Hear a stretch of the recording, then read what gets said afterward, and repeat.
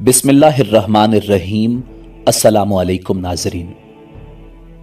ناظرین، حضرت ابراہیم علیہ السلام کے بیٹے حضرت اسماعیل علیہ السلام کے 12 بیٹے تھے۔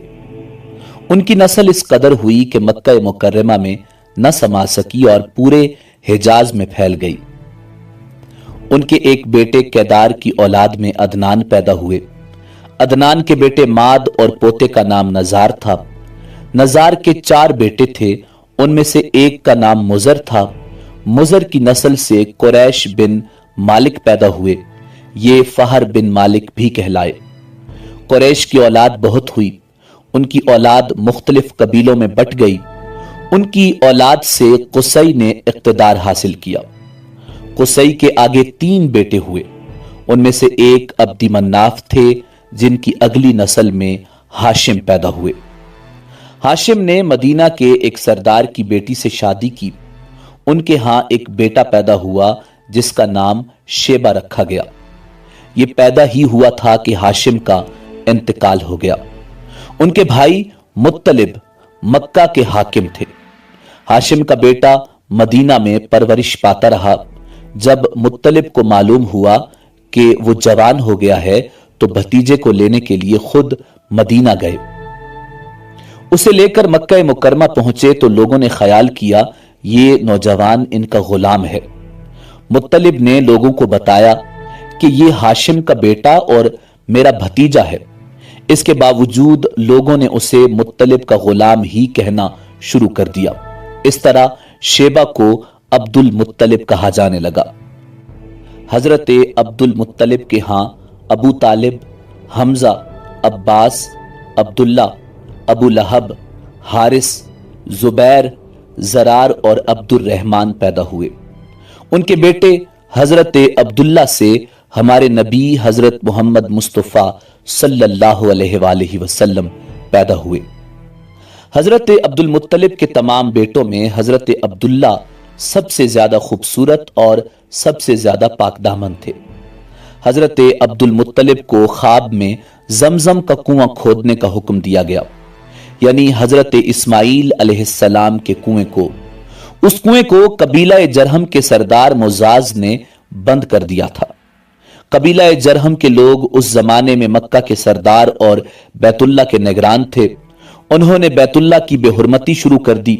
ان کا سردار مزاز بن عمر تھا، وہ اچھا آدمی تھا۔ اس نے اپنے قبیلے کو سمجھایا کہ بیت اللہ کی بے حرمتی نہ کرو، مگر ان پر اثر نہ ہوا۔ جب مزاز نے دیکھا کہ ان پر کوئی اثر نہیں ہوتا تو قوم کو ان کے حال پر چھوڑ کر وہاں سے جانے کا فیصلہ کیا۔ اس نے تمام مال و دولت، تلواریں اور زریں وغیرہ خانہ کعبہ سے نکال کر زمزم کے کنویں میں ڈال دیں اور مٹی سے اس کو بند کر دیا۔ کنواں اس سے پہلے ہی خشک ہو چکا تھا، اب اس کا نام و نشان مٹ گیا۔ مدتوں یہ کنواں بند پڑا رہا۔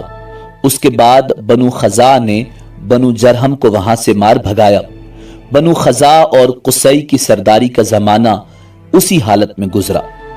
کنواں بند رہا یہاں تک کہ قصی کے بعد حضرت عبد المطلب کا زمانہ آ گیا۔ انہوں نے خواب دیکھا۔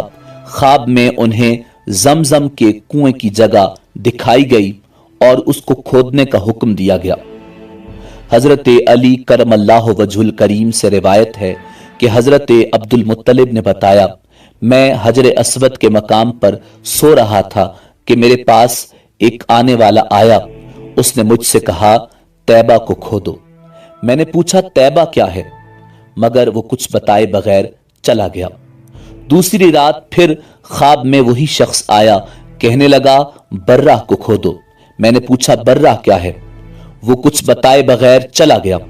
تیسری رات اپنے بستر پر سو رہا تھا کہ پھر وہی شخص خواب میں آیا اور اس نے کہا مجنونہ کو کھودو۔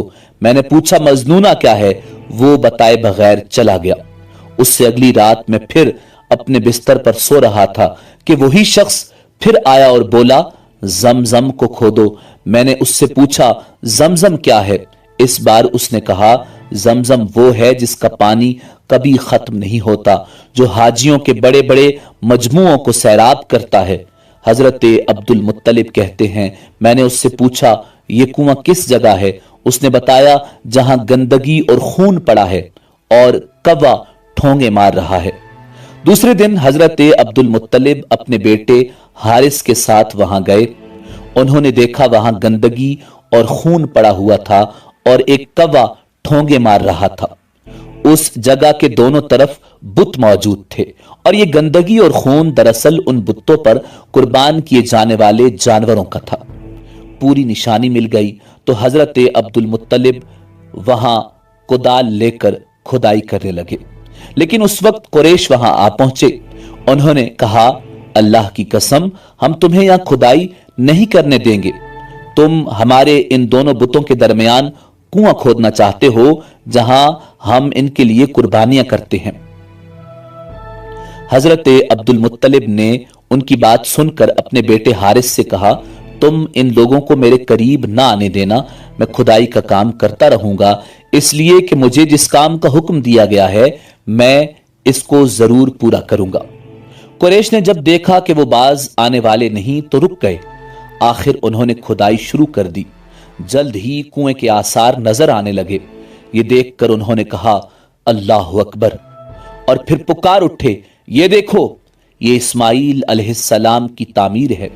जब कुरैश ने ये देखा कि उन्होंने कुआं तलाश कर लिया तो उनके पास आ गए और कहने लगे, अब्दुल मुत्तलिब, अल्लाह की कसम, ये हमारे बाप इस्माइल का कुआं है और इस पर हमारा भी हक है, इसलिए हम इसमें तुम्हारे शरीक होंगे।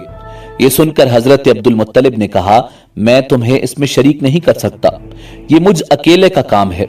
इस पर कुरैश ने कहा, तब फिर इस मामले में हम तुमसे झगड़ा करेंगे। हजरत अब्दुल मुत्तलिब बोले, किसी से फैसला करवा लो। उन्होंने बनु साद इब्ने हजीम की काहिना से फैसला करवाना मंजूर किया। ये काहिना मुल्क शाम के बालाई इलाके में रहती थी। आखिर हजरत अब्दुल मुत्तलिब और दूसरे कुरैश उसकी तरफ रवाना हुए। हजरत अब्दुल मुत्तलिब के साथ अब्दी मन्नाफ के लोगों की एक जमात थी, जबकि दीगर कबाइल कुरैश की भी एक एक जमात साथ थी। उस जमाने में मुल्क हिजाज और शाम के दरमियान एक बेयाबान मैदान था। वहां कहीं पानी नहीं था। उस मैदान में उनका पानी खत्म हो गया। सब लोग प्यास से बेहाल हो गए, यहां तक कि उन्हें अपनी मौत का यकीन हो गया। उन्होंने कुरैश के दूसरे लोगों से पानी मांगा, लेकिन उन्होंने पानी देने से इनकार कर दिया। अब उन्होंने इधर उधर पानी तलाश करने का इरादा किया। हजरत अब्दुल मुत्तलिब उठकर अपनी सवारी के पास आए। जूं ही उनकी सवारी उठी, उसके पांव के नीचे से पानी का चश्मा उबल पड़ा। उन्होंने पानी को देखकर अल्लाह अकबर का नारा लगाया। फिर हजरत अब्दुल मुत्तलिब सवारी से उतर आए।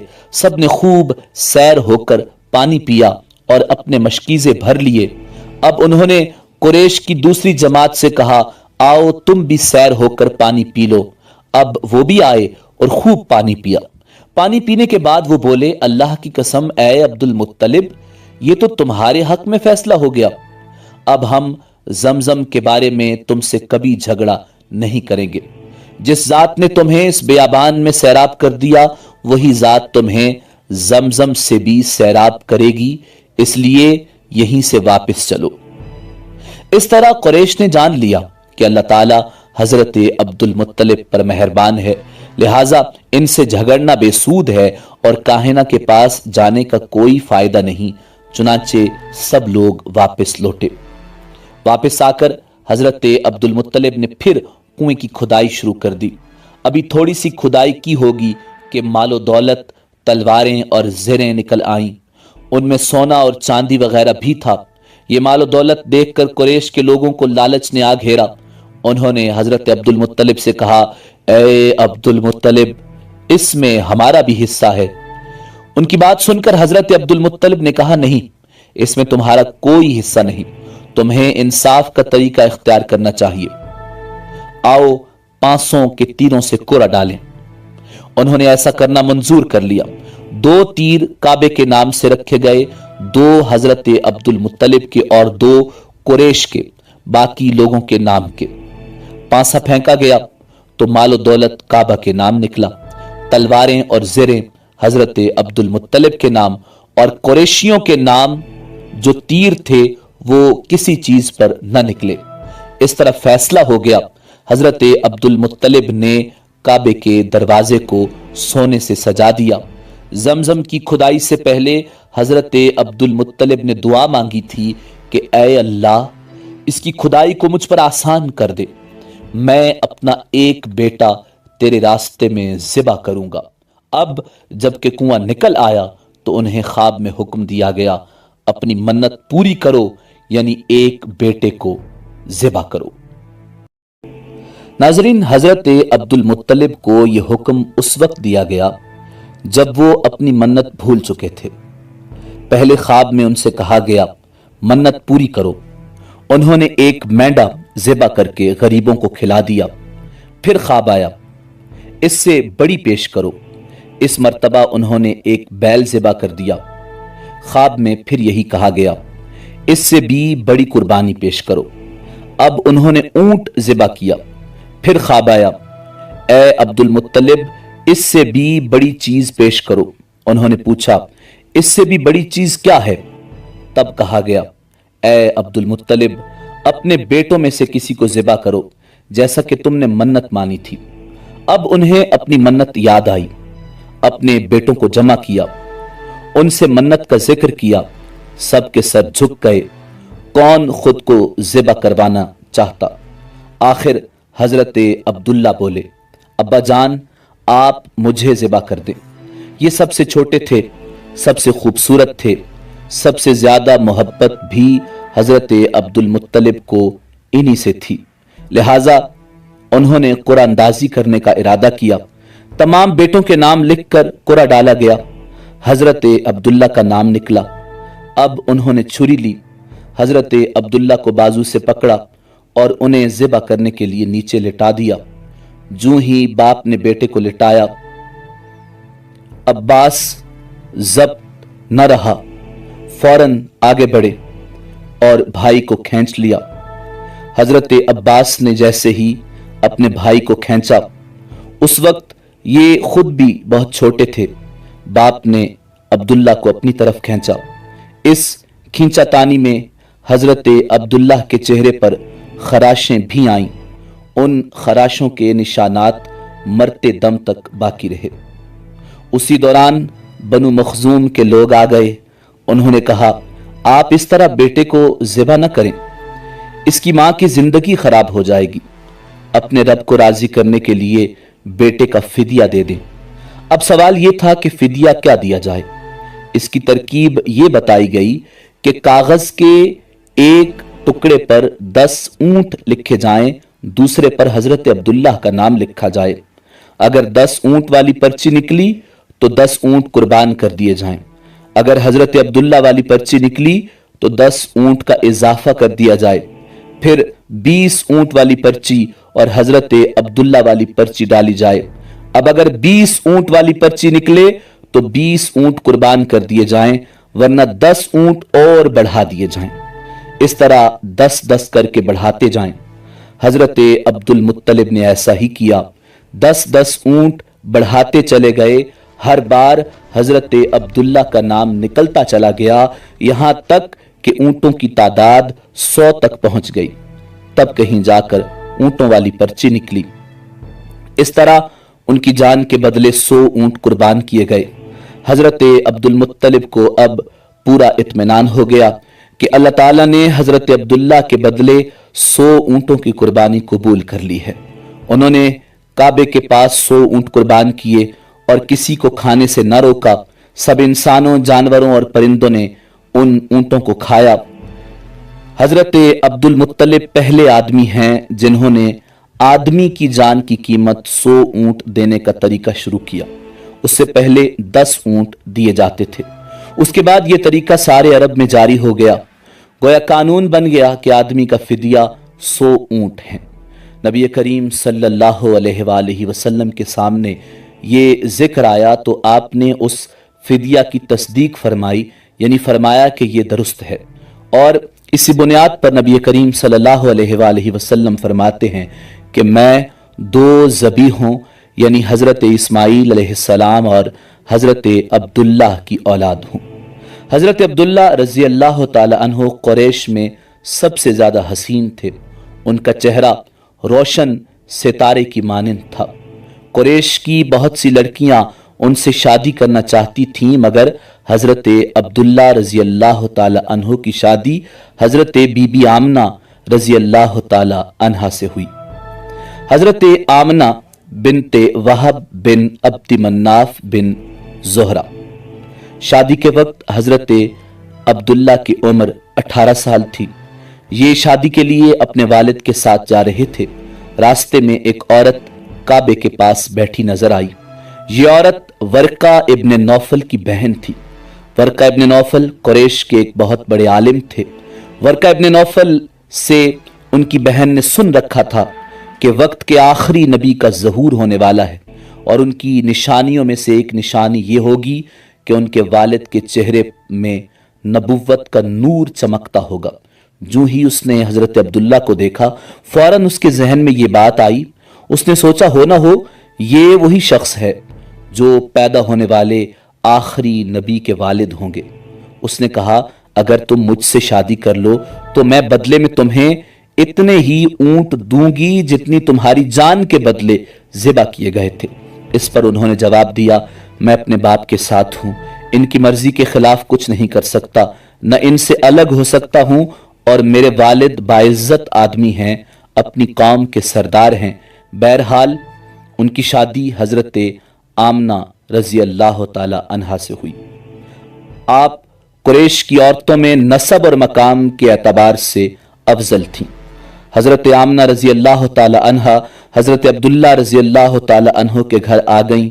आप फरमाती हैं, जब मैं मां बनने वाली हुई तो मेरे पास एक शख्स आया, यानी एक फरिश्ता शक्ल इंसानी में आया। उस वक्त मैं जागने और सोने की दरमियानी कैफियत में थी। आमतौर पर इस हालत को गनूदगी कहा जा सकता है। उसने मुझसे कहा, क्या तुम्हें मालूम है तुम इस उम्मत की सरदार और नबी की मां बनने वाली हो। उसके बाद वो फिर उस वक्त आया जब नबी करीम सल्लल्लाहु अलैहि वसल्लम पैदा होने वाले थे। इस मर्तबा उसने कहा, जब तुम्हारे हां पैदाइश हो तो कहना, मैं इस बच्चे के लिए अल्लाह की पनाह चाहती हूं, हर हसद करने वाले के शर और बुराई से। फिर तुम इस बच्चे का नाम मोहम्मद सल्लल्लाहु अलैहि वसल्लम रखना, क्योंकि उनका नाम तौरात में अहमद है और ज़मीन और आसमान वाले उनकी तारीफ करते हैं, जबकि कुरान में उनका नाम मोहम्मद है और कुरान उनकी किताब है। एक रिवायत के मुताबिक फरिश्ते ने उनसे ये कहा, तुम वक्त के सरदार की मां बनने वाली हो। उस बच्चे की निशानी ये होगी कि उसके साथ एक नूर जाहिर होगा जिससे मुल्क शाम और बसरा के महल्लात भर जाएंगे। जब वो बच्चा पैदा हो जाएगा तो उसका नाम मोहम्मद सल्लल्लाहु अलैहि वसल्लम रखना, क्योंकि तौरात में उनका नाम अहमद है और आसमान और ज़मीन वाले उनकी तारीफ करते हैं, और इंजील में उनका नाम अहमद है कि आसमान और ज़मीन वाले उनकी तारीफ करते हैं, और कुरान में उनका नाम मोहम्मद है। हज़रत अब्दुल्ला रज़ी अल्लाह ताला अन्हो के चेहरे में नूर चमकता था। शादी के बाद वो हज़रत आमना रज़ी अल्लाह ताला अन्हा के चेहरे में आ गया।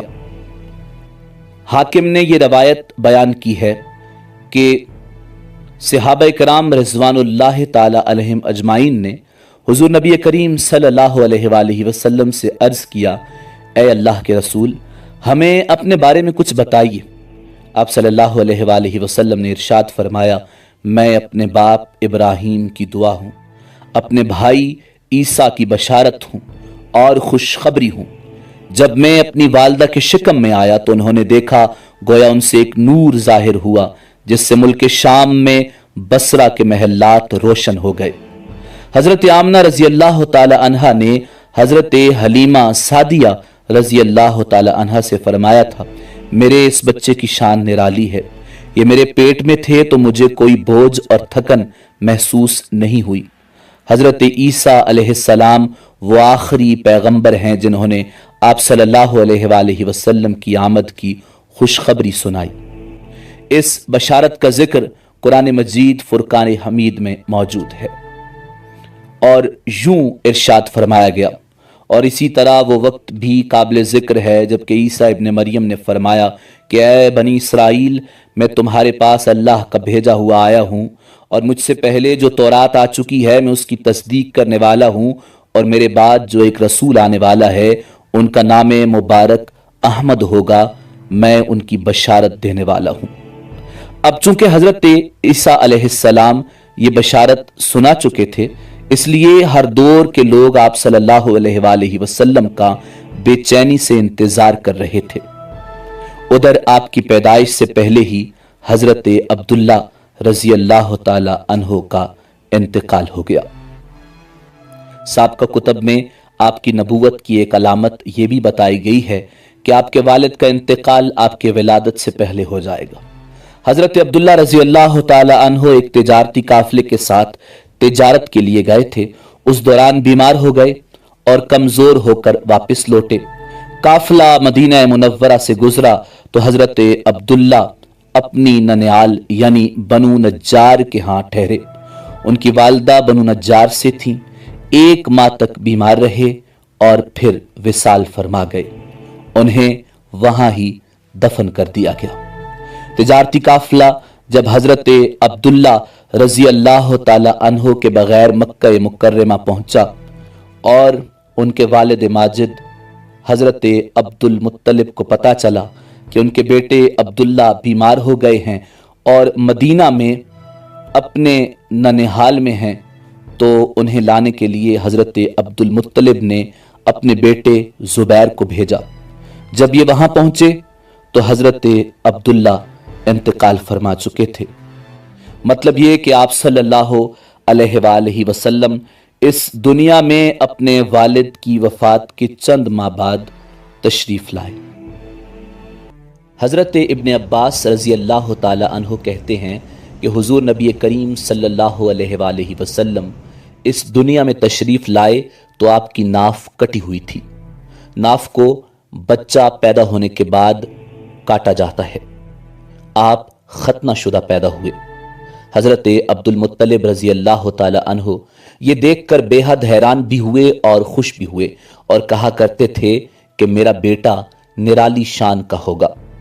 आपकी पैदाइश से पहले मक्का के लोग खुश्क साली और कहत का शिकार थे, लेकिन जो ही आप दुनिया में तशरीफ लाए बारिशें शुरू हो गईं, खुश्क साली खत्म हो गई, दरख्त हरे भरे हो गए और फलों से लद गए, जमीन पर सब्जा ही सब्जा नजर आने लगा। पैदाइश के वक्त आप अपने हाथों पर झुके हुए थे, सर आसमान की तरफ था। एक रिवायत के अल्फाज ये हैं कि घुटनों के बल झुके हुए थे, मतलब ये कि सजदे किसी हालत में थे। आपकी मुट्ठी बंद थी और शहादत की उंगली उठी हुई थी, जैसा कि हम नमाज में उठाते हैं। हुजूर नबी करीम रऊफुर रहीम सल्लल्लाहु अलैहि वसल्लम फरमाते हैं, जब मेरी वालदा ने मुझे जन्म दिया तो उनसे एक नूर निकला, उस नूर से शाम के महल्लात जगमगा उठे। आप सल्लल्लाहु अलैहि वसल्लम की वालदा सैयदा आमिना रजी अल्लाह ताला अन्हा फरमाती हैं, मोहम्मद सल्लल्लाहु अलैहि वसल्लम की पैदाइश के वक्त जाहिर होने वाले नूर की रोशनी से मुझे बसरा में चलने वाले ऊंटों की गर्दनें तक नजर आईं। अल्लामा सहली रहमतुल्लाह अलैह ने लिखा है कि जब आप पैदा हुए तो आपने अल्लाह की तारीफ की। एक रिवायत में ये अल्फाज आए हैं, अल्लाहु अकबर कबीरा वल्हम्दुलिल्लाहि कसीरा व सुब्हानल्लाहि बुकरतन व असीला। अल्लाह ताला सबसे बड़ा है, अल्लाह ताला की बेहद तारीफ है और मैं सुबह शाम अल्लाह की पाकी बयान करता हूँ। आपकी विलादत किस दिन हुई, इस बात पर सबका इत्तेफाक है कि वो पीर का दिन था। आप सुबह फजर तुलू होने के वक्त दुनिया में तशरीफ लाए। तारीख़ पैदाइश के सिलसिले में बहुत से अक़वाल हैं। एक रिवायत के मुताबिक 12 रबीउल अव्वल को पैदा हुए, एक रिवायत 8 रबीउल अव्वल की है, एक रिवायत 2 रबीउल अव्वल की है। इस सिलसिले में और भी बहुत सी रिवायात हैं। ज़्यादातर मुअर्रिखीन का ख्याल है कि आप 8 रबीउल अव्वल को पैदा हुए। तक़वीम के तरीके के हिसाब से جب تاریخ نکالی گئی تو 9 ربیع الاول نکلی۔ مطلب یہ کہ اس بارے میں بالکل صحیح بات کسی کو معلوم نہیں۔ اس پر سب کا اتفاق ہے کہ مہینہ ربیع الاول کا تھا اور دن پیر کا۔ یہ بھی کہا جاتا ہے کہ آپ کو پیر کے دن ہی نبوت ملی، پیر کے دن ہی آپ نے مدینہ منورہ کی طرف ہجرت فرمائی اور پیر کے دن ہی آپ وصال فرما گئے۔ آپ صلی اللہ علیہ وآلہ وسلم عام الفیل میں پیدا ہوئے، یعنی ہاتھیوں والے سال۔ اس سال کو عام الفیل یعنی ہاتھیوں والا سال اس لیے کہا جاتا ہے کہ ابرہہ نے ہاتھیوں کے ذریعے مکہ مکرمہ پر چڑھائی کی تھی۔ آپ صلی اللہ علیہ وآلہ وسلم کی پیدائش اس واقعہ کے کچھ ہی دن بعد ہوئی تھی۔ واقعہ کچھ اس طرح ہے کہ ابرہہ یمن کا عیسائی حاکم تھا۔ حج کے دنوں میں اس نے دیکھا کہ لوگ بیت اللہ کا حج کرنے جاتے ہیں۔ اس نے اپنے لوگوں سے پوچھا کہ یہ لوگ کہاں جاتے ہیں؟ اسے جواب دیا گیا کہ بیت اللہ کا حج کرنے مکہ جاتے ہیں۔ اس نے پوچھا بیت اللہ کس چیز کا بنا ہوا ہے؟ اسے بتایا گیا پتھروں کا ہے۔ اس نے پوچھا اس کا لباس کیا ہے؟ بتایا گیا ہمارے ہاتھ سے جو دھاری دار کپڑا جاتا ہے اس سے اس کی پوشاک تیار ہوتی ہے۔ ابرہہ عیسائی تھا۔ ساری بات سن کر اس نے کہا مسیح کی قسم میں تم لوگوں کے لیے اس سے اچھا گھر تعمیر کروں گا۔ اس طرح اس نے سرخ، سفید، زرد اور سیاہ پتھروں سے ایک گھر بنوایا، سونے اور چاندی سے اس کو سجایا، اس میں کئی دروازے رکھوائے، اس میں سونے کے پترے جڑوائے، اس کے درمیان میں جواہر لگوائے، اس مکان میں ایک بڑا سا یاقوت لگوایا، پردے لگوائے، وہاں خوشبوئیں سلگانے کا انتظام کیا۔ اس کی دیواروں پر اس قدر مشک ملا جاتا تھا کہ وہ سیاہ رنگ کی ہو گئیں، یہاں تک کہ جواہر بھی نظر نہیں آتے تھے۔ پھر لوگوں سے کہا اب تمہیں بیت اللہ کا حج کرنے کے لیے مکہ جانے کی ضرورت نہیں رہی، میں نے یہی تمہارے لیے بیت اللہ بنوا دیا ہے، لہٰذا اب تم اس کا طواف کرو۔ اس طرح کچھ قبائل کئی سال تک اس کا حج کرتے رہے، اس میں اعتکاف کرتے رہے، حج والے مناسک بھی یہیں ادا کرتے رہے۔ عرب کے ایک شخص نفیل خشمی سے یہ بات برداشت نہ ہو سکی، وہ اس مصنوعی خانہ کعبہ کے خلاف دل ہی دل میں کڑتا رہا۔ آخر اس نے دل میں ٹھان لی کہ وہ ابرہہ کی اس عمارت کو گندا کر کے چھوڑے گا۔ پھر ایک رات اس نے چوری چھپے بہت سی گندگی اس میں ڈال دی۔ ابرہہ کو معلوم ہوا تو سخت غضبناک ہوا اور کہنے لگا یہ کارروائی کسی عرب نے اپنے کعبہ کے لیے کی ہے، میں اسے ڈھا دوں گا، اس کا ایک ایک پتھر توڑ دوں گا۔ اس نے شام و حبشہ کو یہ تفصیلات لکھ دیں، اس سے درخواست کی کہ وہ اپنا ہاتھی بھیج دے۔ اس ہاتھی کا نام محمود تھا۔ یہ اس قدر بڑا تھا کہ اتنا بڑا ہاتھی روئے زمین پر دیکھنے میں نہیں آیا تھا۔ جب ہاتھی اس کے پاس پہنچ گیا تو وہ اپنی فوج لے کر نکلا اور مکہ کا رخ کیا۔ یہ لشکر جب مکہ کے قرب و جوار میں پہنچا تو ابرہہ نے فوج کو حکم دیا کہ ان لوگوں کے جانور لوٹ لیے جائیں۔ اس کے حکم پر فوجیوں نے جانور پکڑ لیے۔ ان میں حضور نبی کریم صلی اللہ علیہ وآلہ وسلم کے دادا جان حضرت عبد المطلب رضی اللہ تعالی عنہ کے اونٹ بھی تھے۔ نفیل بھی اس لشکر میں ابرہہ کے ساتھ موجود تھا اور یہ حضرت عبد المطلب رضی اللہ تعالی عنہ کا دوست تھا۔ حضرت عبد المطلب اس سے ملے، اونٹوں کے سلسلے میں بات کی۔ نفیل نے ابرہہ سے کہا قریش کا سردار عبد المطلب ملنا چاہتا ہے، یہ شخص تمام عرب کا سردار ہے، شرف اور بزرگی اسے حاصل ہے، لوگوں میں اس کا بہت بڑا اثر ہے، لوگوں کو اچھے اچھے گھوڑے دیتا ہے، انہیں عطیات دیتا ہے، کھانا کھلاتا ہے۔ یہ گویا عبد المطلب رضی اللہ تعالی عنہ کا تعارف تھا۔ ابرہہ نے انہیں ملاقات کے لیے بلا لیا۔ ابرہہ نے ان سے پوچھا بتائیے آپ کیا چاہتے ہیں؟ انہوں نے جواب دیا میں چاہتا ہوں میرے اونٹ مجھے واپس مل جائیں۔ ان کی بات سن کر ابرہہ بہت حیران ہوا۔ اس نے کہا مجھے تو بتایا گیا تھا کہ آپ عرب کے سردار ہیں، بہت عزت اور بزرگی کے مالک ہیں، لیکن لگتا ہے مجھ سے غلط بیانی کی گئی ہے، کیونکہ میرا خیال تھا آپ مجھ سے بیت اللہ کے بارے میں بات کریں گے جس کو میں گرانے آیا ہوں اور جس کے ساتھ آپ سب کی عزت وابستہ ہے۔ لیکن آپ نے تو سرے سے اس کی بات ہی نہیں کی اور اپنے اونٹوں کا رونا لے کر بیٹھ گئے، یہ کیا بات ہوئی؟ اس کی بات سن کر حضرت عبد المطلب بولے، آپ میرے اونٹ مجھے واپس دیں، بیت اللہ کے ساتھ جو چاہیں کریں، اس لیے کہ اس گھر کا ایک پروردگار ہے، وہ خود ہی اس کی حفاظت کرے گا، مجھے اس کے لیے فکر مند ہونے کی ضرورت نہیں۔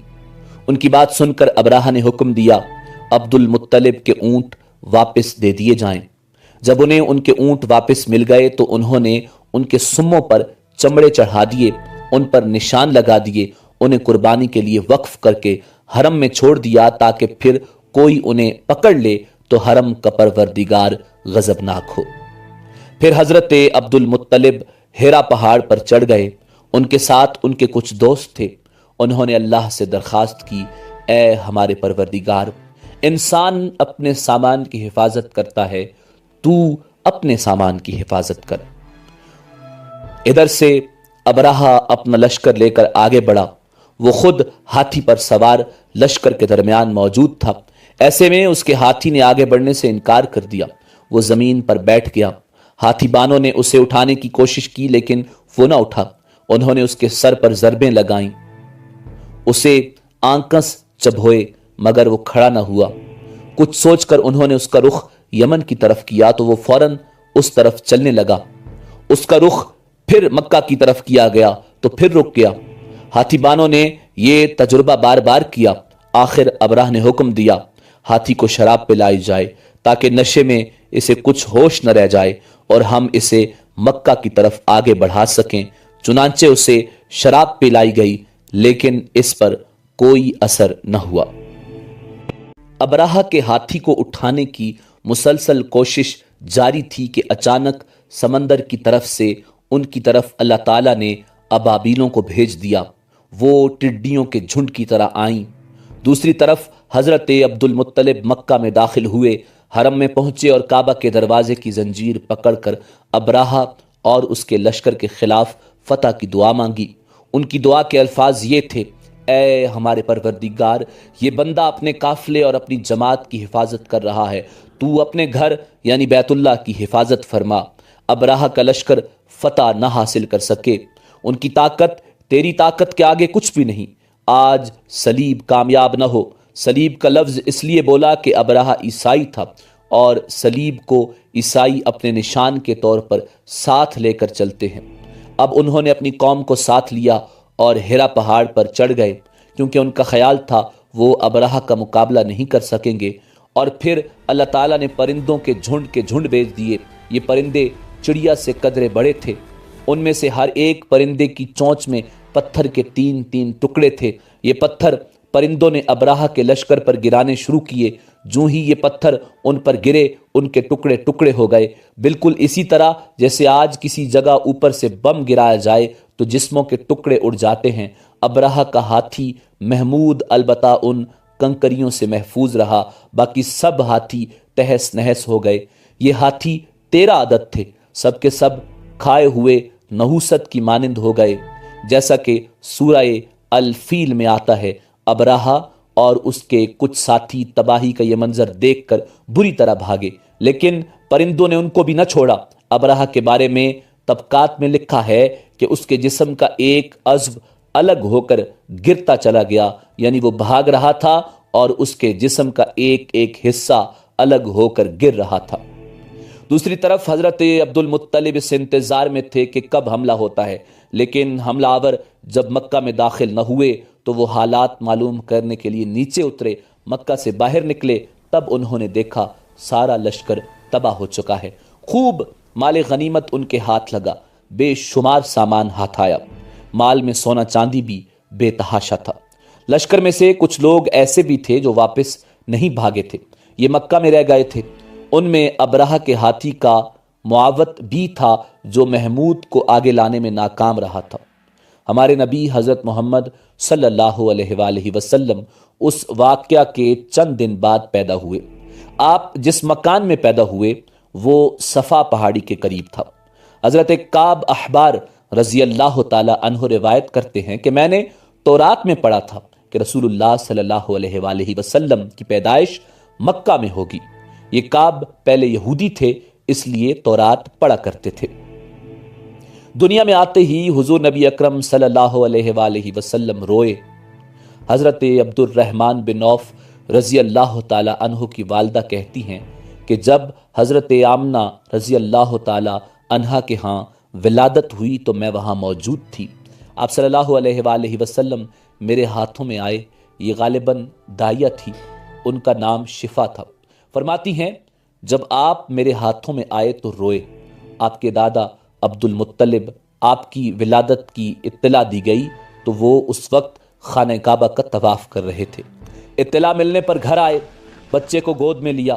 اس وقت آپ کی والدہ نے ان سے کہا یہ بچہ عجیب ہے، سجدے کی حالت میں پیدا ہوا ہے، یعنی پیدا ہوتے ہی اس نے پہلے سجدہ کیا، پھر سجدے سے سر اٹھا کر انگلی آسمان کی طرف اٹھائی۔ حضرت عبد المطلب نے آپ کو دیکھا، اس کے بعد آپ کو کعبہ میں لے آئے، آپ کو گود میں لیے رہے اور طواف کرتے رہے، پھر واپس لا کر حضرت آمنہ کو دیا۔ آپ کو عرب کے دستور کے مطابق ایک برتن سے ڈھانپا گیا، لیکن وہ برتن ٹوٹ کر آپ کے اوپر سے ہٹ گیا۔ اس وقت آپ اپنا انگوٹھا چوستے نظر آئے۔ اس موقع پر شیطان بری طرح چیخا۔ تاریخ اسلام کے مطابق شیطان صرف 4 مرتبہ چیخا۔ پہلی بار اس وقت جب اللہ تعالیٰ نے اسے ملعون ٹھہرایا، دوسری بار اس وقت جب اسے زمین پر اتارا گیا، تیسری بار اس وقت جب حضور نبی اکرم صلی اللہ علیہ وآلہ وسلم کی پیدائش ہوئی، اور چوتھی بار اس وقت جب نبی کریم صلی اللہ علیہ وآلہ وسلم پر سورہ فاتحہ نازل ہوئی۔ اس موقع پر حضرت حسان بن ثابت رضی اللہ تعالی عنہ کہتے ہیں میں 8 سال کا تھا، جو کچھ دیکھتا اور سنتا تھا اس کو سمجھتا تھا۔ ایک صبح میں نے یثرب یعنی مدینہ منورہ میں ایک یہودی کو دیکھا، وہ ایک اونچے ٹیلے پر چڑھ کر چلا رہا تھا۔ لوگ اس یہودی کے گرد جمع ہو گئے اور بولے کیا بات ہے، کیوں چیخ رہے ہو؟ یہودی نے جواب دیا احمد کا ستارہ طلوع ہو گیا ہے اور وہ آج رات پیدا ہو گئے ہیں۔ حضرت حسان بن ثابت رضی اللہ تعالی عنہ بعد میں 60 سال کی عمر میں مسلمان ہوئے تھے۔ 120 سال کی عمر میں انہوں نے وفات پائی، گویا ایمان کی حالت میں 60 سال زندہ رہے۔ بہت اچھے شاعر تھے۔ نبی کریم صلی اللہ علیہ وآلہ وسلم کی اپنے اشعار میں تعریف کیا کرتے تھے اور دشمنوں کی برائی اشعار میں بیان کرتے تھے۔ غزوات کے موقع پر اشعار کے ذریعے مسلمانوں کو جوش دلاتے تھے، اسی بنیاد پر انہیں شاعر رسول کا خطاب ملا تھا۔ حضرت کعب احبار رضی اللہ تعالی عنہ فرماتے ہیں کہ میں نے تورات میں پڑھا کہ اللہ تعالیٰ نے حضرت موسیٰ علیہ السلام کو حضور نبی اکرم صلی اللہ علیہ وآلہ وسلم کی ولادت کے وقت کی خبر دے دی تھی، اور حضرت موسیٰ علیہ السلام نے اپنی قوم بنی اسرائیل کو اس کی اطلاع دے دی تھی۔ اس سلسلے میں انہوں نے فرمایا تھا تمہارے نزدیک جو مشہور چمکدار ستارہ ہے، جب وہ حرکت میں آئے گا تو وہی وقت رسول اللہ صلی اللہ علیہ وآلہ وسلم کی پیدائش کا ہوگا۔ یہ خبر بنی اسرائیل کے علماء ایک دوسرے کو دیتے چلے آئے تھے، اور اس طرح بنی اسرائیل کو بھی حضور نبی اکرم صلی اللہ علیہ وآلہ وسلم کی ولادت کا وقت یعنی اس کی علامت معلوم تھی۔ حضرت عائشہ صدیقہ رضی اللہ تعالی عنہا سے روایت ہے کہ ایک یہودی عالم مکہ میں رہتا تھا۔ جب وہ رات آئی جس رات حضور نبی اکرم صلی اللہ علیہ وآلہ وسلم پیدا ہوئے، تو وہ قریش کی ایک مجلس میں بیٹھا تھا۔ اس نے کہا کیا تمہارے ہاں آج کوئی بچہ پیدا ہوا ہے؟ لوگوں نے کہا ہمیں تو معلوم نہیں۔ اس پر اس یہودی نے کہا میں جو کچھ کہتا ہوں اسے اچھی طرح سن لو۔ آج اس امت کا آخری نبی پیدا ہو گیا ہے، اور قریش کے لوگوں میں تم میں سے یعنی وہ قریشی ہے جس کے بارے میں بات کر رہا ہوں، اس کے کندھے کے پاس ایک علامت ہے یعنی مہر نبوت۔ اس میں بہت زیادہ بال ہیں یعنی گھنے بال ہیں، اور یہ نبوت کا نشان ہے، نبوت کی دلیل ہے۔ اس بچے کی ایک علامت یہ ہے کہ وہ 2 رات تک دودھ نہیں پیے گا۔ ان باتوں کا ذکر اس کی نبوت کی علامات کے طور پر پرانی کتب میں موجود ہے۔ علامہ ابن حجر نے لکھا ہے کہ یہ بات درست ہے، آپ نے 2 دن تک دودھ نہیں پیا تھا۔ یہودی عالم نے جب یہ باتیں بتائیں تو لوگ وہاں سے اٹھ گئے۔ انہیں یہودی کی باتیں سن کر بہت حیرت ہوئی تھی۔ جب وہ لوگ اپنے گھروں میں پہنچے تو ان میں سے ہر ایک نے اس کی باتیں اپنے گھر کے افراد کو بتائیں۔ عورتوں کو چونکہ حضرت آمنہ رضی اللہ تعالی عنہا کے ہاں بیٹا پیدا ہونے کی خبر ہو چکی تھی، اس لیے انہوں نے اپنے مردوں کو بتایا۔ جب اس یہودی عالم کو پتہ چلا تو کہنے لگا، ذرا چل کر مجھے وہ بچہ دکھاؤ۔ لوگ اسے اپنے ساتھ لیے حضرت آمنہ کے گھر کے باہر آئے، ان سے بچہ دکھانے کی درخواست کی۔ آپ نے بچے کو کپڑے سے نکال کر انہیں دے دیا۔ لوگوں نے آپ کے کندھے پر سے کپڑا ہٹایا۔ یہودی کی نظر جوں ہی مہر نبوت پر پڑی، وہ فوراً بے ہوش ہو کر گر پڑا۔ اسے ہوش آیا تو لوگوں نے اس سے پوچھا، تمہیں کیا ہو گیا تھا؟ جواب میں اس نے کہا، میں اس غم سے بے ہوش ہوا تھا کہ میری قوم میں سے نبوت ختم ہو گئی، اور اے قریشیو، اللہ کی قسم یہ بچہ تم پر زبردست غلبہ حاصل کرے گا اور اس کی شہرت مشرق سے مغرب تک پھیل جائے گی۔ ملک شام کا ایک یہودی ایس مکہ سے کچھ فاصلے پر رہتا تھا۔ وہ جب بھی کسی کام سے مکہ آتا، وہاں کے لوگوں سے ملتا تو ان سے کہتا، بہت قریب کے زمانے میں تمہارے درمیان ایک بچہ پیدا ہوگا، سارا عرب اس کے راستے پر چلے گا، اس کے سامنے پست ہو جائے گا، وہ عجم اور اس کے شہروں کا بھی مالک ہو جائے گا۔ یہی اس کا زمانہ ہے، اور اس کی نبوت کے زمانے کو جو بھی پائے گا اور اس کی پیروی کرے گا وہ اپنے مقصد میں کامیاب ہو جائے گا۔ جس خیر اور بھلائی کی وہ امید کرتا ہے وہ اس کو حاصل ہوگی، اور جو شخص اس کی نبوت کا زمانہ پائے گا مگر اس کی مخالفت کرے گا وہ اپنے مقصد میں ناکام ہوگا۔ مکہ معظمہ میں جو بھی بچہ پیدا ہوتا وہ یہودی اس بچے کے بارے میں تحقیق کرتا اور کہتا، ابھی وہ بچہ پیدا نہیں ہوا۔ آخر جب نبی کریم صلی اللہ علیہ وآلہ وسلم اس دنیا میں تشریف لائے تو حضرت عبد المطلب اپنے گھر سے نکل کر اس یہودی کے پاس پہنچے۔ اس کی عبادت گاہ کے دروازے پر پہنچ کر انہوں نے آواز دی، ایس؟ اس نے پوچھا، کون؟ کہنے لگے، میں عبد المطلب ہوں۔ تم اس بچے کے بارے میں کیا کہتے ہو؟ اس نے انہیں دیکھا پھر بولا، ہاں، تم ہی اس کے باپ ہو سکتے ہو۔ بے شک وہ بچہ پیدا ہو گیا جس کے بارے میں نے تم لوگوں سے کہا تھا۔ وہ ستارہ آج طلوع ہو گیا ہے، اور اس بچے کی پیدائش کی علامت ہے، اور یہ علامت ہے کہ اس وقت اس بچے کو درد ہو رہا ہے۔ یہ تکلیف اسے 3 دن تک رہے گی اور اس کے بعد یہ ٹھیک ہو جائے گا۔ راہب نے جو یہ کہا تھا کہ بچہ 3 دن تک تکلیف میں رہے گا، تو اس کی تفصیل یہ ہے کہ آپ صلی اللہ علیہ وآلہ وسلم نے 3 دن تک دودھ نہیں پیا تھا۔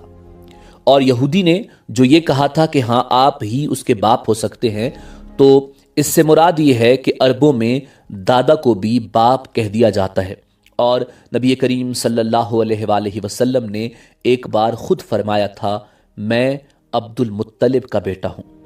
یہودی نے حضرت عبد المطلب سے یہ بھی کہا تھا، اس بارے میں اپنی زبان بند رکھیں، یعنی کسی کو کچھ نہ بتائیں، ورنہ لوگ اس بچے سے زبردست حسد کریں گے، اتنا حسد کریں گے کہ آج تک کسی نے نہیں کیا، اور اس کی اس قدر سخت مخالفت ہوگی کہ دنیا میں کسی اور کی اتنی مخالفت نہیں ہوئی۔ پوتے کے متعلق یہ باتیں سن کر حضرت عبد المطلب نے ایس سے پوچھا، یہ بتاؤ کہ میرے پوتے کی عمر کتنی ہوگی؟ یہودی نے اس سوال کے جواب میں کہا، اس بچے کی عمر 70 سال تک نہیں ہوگی، بلکہ اس سے پہلے ہی 61 یا 63 سال کی عمر میں وصال ہو جائے گا، اور اس کی امت کی عمر بھی اتنی ہی ہوگی۔ اس کی پیدائش کے وقت دنیا کے بت ٹوٹ کر گر جائیں گے۔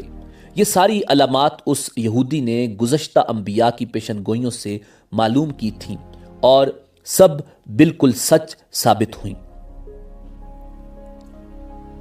قریش کے کچھ لوگ عمر بن نفیل وغیرہ ایک بت کے پاس جایا کرتے تھے۔ یہ اس رات بھی اس بت کے پاس گئے جس رات آپ صلی اللہ علیہ وآلہ وسلم کی پیدائش ہوئی۔ انہوں نے دیکھا وہ بت اوندے منہ گرا پڑا ہے۔ ان لوگوں کو یہ بات بری لگی انہوں نے اس کو اٹھایا، سیدھا کر دیا، مگر وہ پھر گر گیا۔ انہوں نے پھر اس کو سیدھا کیا، وہ پھر الٹا ہو گیا۔ ان لوگوں کو بہت حیرت ہوئی، یہ بات بہت عجیب لگی۔ تب اس بت سے آواز نکلی، یہ ایک ایسے بچے کی پیدائش کی خبر ہے جس کے نور سے مشرق اور مغرب میں تمام زمین کے گوشے منور ہو گئے ہیں۔ بت سے نکلنے والی آواز نے انہیں اور زیادہ حیرت زدہ کر دیا۔ اس کے علاوہ ایک واقعہ یہ پیش آیا کہ ایران کے شہنشاہ کسریٰ نوشیروان کا محل ہلنے لگا اور اس میں شگاف پڑ گئے۔ نوشیروان کا یہ محل نہایت مضبوط تھا، بڑے بڑے پتھروں اور چونے سے تعمیر کیا گیا تھا۔ اس واقعے سے پوری سلطنت میں دہشت پھیل گئی۔ شگاف پڑنے سے خوفناک آواز بھی نکلی تھی۔ محل کے 14 کنگرے ٹوٹ کر نیچے آ گرے تھے۔ آپ صلی اللہ علیہ وآلہ وسلم کی پیدائش پر ایک واقعہ یہ پیش آیا کہ فارس کے تمام آتش کدوں کی آگ بجھ گئی جس کی وہ پوجا کیا کرتے تھے اور اس کو بجھنے نہیں دیتے تھے، لیکن اس رات ایک ہی وقت میں تمام کے تمام آتش کدوں کی آگ آنن فانن بجھ گئی۔ آگ کے پوجنے والوں میں رونا پیٹنا مچ گیا۔ کسریٰ کو یہ تمام اطلاعات ملی تو اس نے ایک کاہن کو بلایا۔ اس نے اپنے محل میں شگاف پڑنے اور آتش کدوں کی آگ بجھنے کے واقعات اسے سنا کر پوچھا، آخر ایسا کیوں ہو رہا ہے؟ وہ کاہن خود تو جواب نہ دے سکا، تاہم اس نے کہا، ان سوالات کے جوابات میرا ماموں دے سکتا ہے، اس کا نام ستیح ہے۔ نوشیروان نے کہا، ٹھیک ہے، تم جا کر ان سوالات کے جوابات لاؤ۔ وہ گیا، ستیح سے ملا، اسے یہ واقعات سنائے۔ اس نے سن کر کہا، ایک عصا والے نبی ظاہر ہوں گے جو عرب اور شام پر چھا جائیں گے، اور جو کچھ ہونے والا ہے ہو کر رہے گا۔ اس نے یہ جواب کسریٰ کو بتایا۔ اس وقت کسریٰ نے دوسرے کاہنوں سے بھی معلومات حاصل کر لی تھیں، چنانچہ یہ سن کر اس نے کہا، تب پھر ابھی وہ وقت آنے میں دیر ہے، یعنی ان کا غلبہ میرے بعد ہوگا۔ پیدائش کے 7ویں دن حضرت عبد المطلب رضی اللہ تعالی عنہ نے اپنے پوتے جناب رسول اللہ صلی اللہ علیہ وآلہ وسلم کا عقیقہ کیا اور نام محمد صلی اللہ علیہ وآلہ وسلم رکھا۔ عربوں میں اس سے پہلے یہ نام کسی کا نہیں تھا۔ قریش کو یہ نام عجیب سا لگا۔ کچھ لوگوں نے حضرت عبد المطلب سے کہا، اے عبد المطلب، کیا وجہ ہے کہ تم نے اس بچے کا نام اس کے باپ دادا کے نام پر نہیں رکھا بلکہ محمد رکھا ہے، اور یہ نام نہ تمہارے باپ دادا میں کسی کا ہے نہ تمہاری قوم میں کسی کا ہے؟ حضرت عبد المطلب رضی اللہ تعالی عنہ نے انہیں جواب دیا، میری تمنا ہے کہ آسمانوں میں اللہ تعالیٰ اس بچے کی تعریف فرمائیں اور زمین پر لوگ اس کی تعریف کریں۔ محمد کے معنی ہیں جس کی بہت زیادہ تعریف کی جائے۔ اسی طرح والدہ کی طرف سے آپ کا نام احمد رکھا گیا۔ احمد نام بھی اس سے پہلے کسی کا نہیں رکھا گیا تھا۔ مطلب یہ کہ ان دونوں ناموں کی اللہ تعالیٰ نے حفاظت کی اور کوئی بھی یہ نام نہ رکھ سکا۔ احمد کا مطلب ہے سب سے زیادہ تعریف کرنے والا۔ آپ احمد پہلے ہیں اور محمد بعد میں، یعنی آپ کی تعریف دوسروں نے بعد میں کی، اس سے پہلے آپ کی یہ شان ہے کہ آپ اللہ تعالیٰ کی سب سے زیادہ حمد و ثنا کرنے والے ہیں۔ اپنی والدہ کے بعد آپ نے سب سے پہلے صوبیہ کا دودھ پیا۔ صوبیہ نبی کریم صلی اللہ علیہ وآلہ وسلم کے چچا ابو لہب کی باندی تھی۔ ان کو ابو لہب نے آپ صلی اللہ علیہ وآلہ وسلم کی پیدائش کی خوشی میں آزاد کر دیا تھا۔ صوبیہ نے آپ کو چند دن تک دودھ پلایا۔ انہی دنوں صوبیہ کے ہاں اپنا بیٹا پیدا ہوا تھا۔ آپ کی والدہ نے آپ کو صرف 9 دن تک دودھ پلایا۔ ان کے بعد صوبیہ نے پلایا، پھر دودھ پلانے کی باری حضرت حلیمہ سعدیہ رضی اللہ تعالی عنہا کی آئی۔ ناظرین، اسی امید کے ساتھ اجازت دیجیے کہ آپ کو ہماری ویڈیو پسند آئی ہوگی۔ ملتے ہیں بہت جلد ایک نئی تاریخی، تحقیقی اور معلوماتی ویڈیو کے ساتھ۔ دیکھتے رہیے info@adil۔ اللہ رب العزت آپ کا حامی و ناصر ہو۔